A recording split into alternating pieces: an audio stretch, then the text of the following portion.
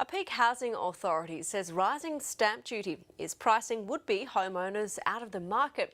The Housing Industry Association says stamp duty bills have increased 3 times faster than house prices since the 1980s. To explain further, I'm joined by senior economist with HIA, Shane Garrett, from our Canberra studio. Shane, thanks for your time this afternoon.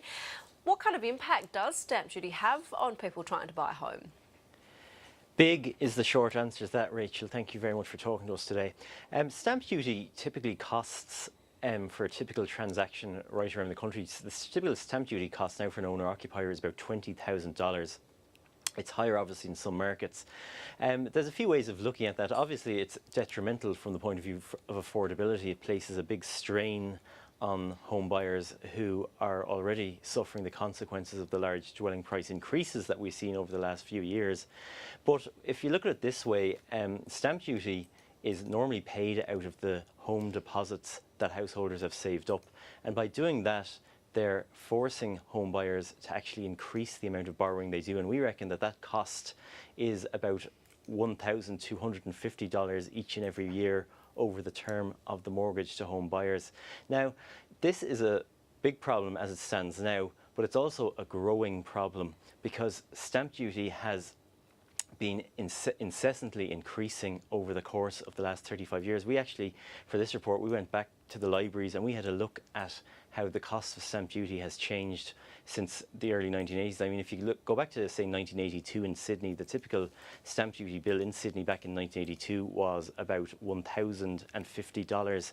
It has since risen to just under $26,000 over that period. So it has increased about 25-fold over the past 35 years. Admittedly, house prices have gone up quite a lot over that period as well, but not nearly by as much as the growth that we've seen in stamp duty bills. And in the case of New South Wales, as I mentioned, part of the problem is that the brackets for stamp duty rates just aren't updated as much as they should be by the state governments. I mean, the New South Wales government has last adjusted its stamp duty rate brackets back in 1985, when the average dwelling price in Sydney would have been about $70,000. And the inflation we have seen in house prices since then has forced more and more home buyers into higher and higher stamp duty brackets, to the severe detriment of affordability. What kind of impact is this having on the foreign market? We have been reporting for a long time now that it is difficult to get into the market. This is obviously one of the reasons. But what about foreign buyers? Are they facing the same stamp duty as resident Australians? No, they're not. Victoria actually became the first state back in 2015 to introduce a higher stamp duty super tax on foreign investors. Part of it is down, I suppose, to popularity. There's a perception that foreign investors are having a detrimental impact on market outcomes. But what's important to remember is this when it comes to foreign buyers.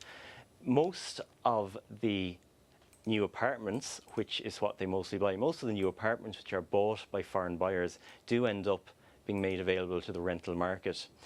By putting more and more obstacles in the way of foreign investors, as more and more states have been doing recently, the real risk is that there will be insufficient supply to the rental markets, particularly in cities like Sydney and in Melbourne, where the rental market is pretty tight already, and where the rental market is a very important source of housing, especially for people that have arrived into those cities from other places in order to participate in the economic growth.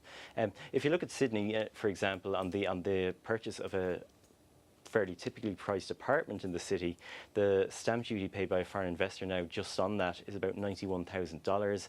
In Melbourne, the stamp duty charged for a foreign investor is $75,000.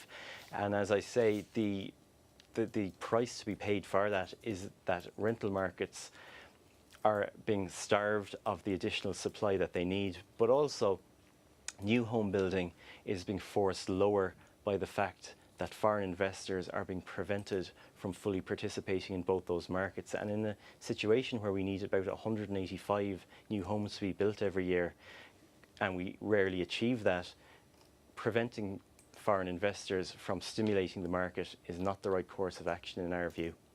Shane Garrett, the senior economist with HIA. We could talk all afternoon, but unfortunately we're out of time. Thank you so much for your insights this afternoon. Thank you very much, Rachel.